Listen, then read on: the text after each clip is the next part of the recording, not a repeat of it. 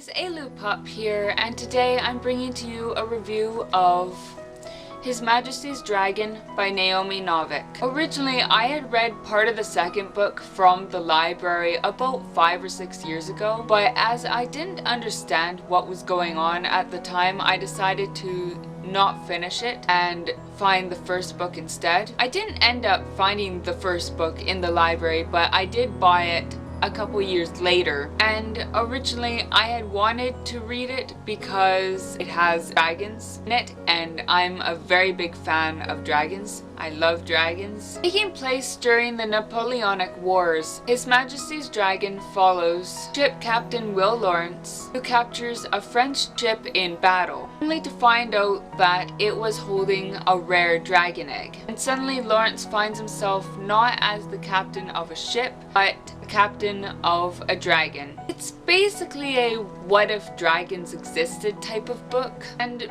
puts an interesting spin on the Napoleonic Wars. I did find it a bit hard to get through at first. It did get better as I got used to the style of writing. Now, it really doesn't bother me all that much anymore. This puts a lot of stock on formality, and because of this, he can be a bit dull.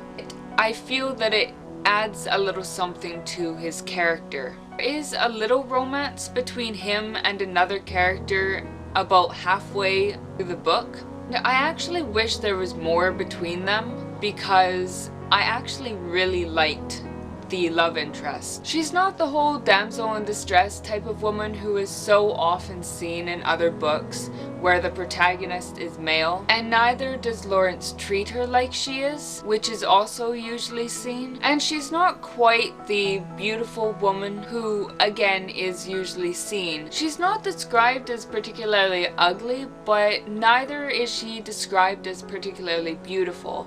I believe the word they used was handsome. I love how the dragons are portrayed in this book. They come in all different shapes and sizes and intelligences. They can speak like a human can and are very attached to their handlers, even when treated poorly. They aren't the whole fire-breathing lizards that a lot of books use, and instead they have a wide variety of types of abilities, and fire breathing, I believe, is actually seen as more rare. Temeraire, Lawrence's dragon, is especially seen as a very intelligent creature who is curious about everything and has opinions about everything. I loved Temeraire as a character, and I felt that he was written very well. There were maybe one or two things that I felt were random and unnecessary. The one coming to my mind being his friendship with Rankin. It stands to reason there would be people like Rankin among the dragon handlers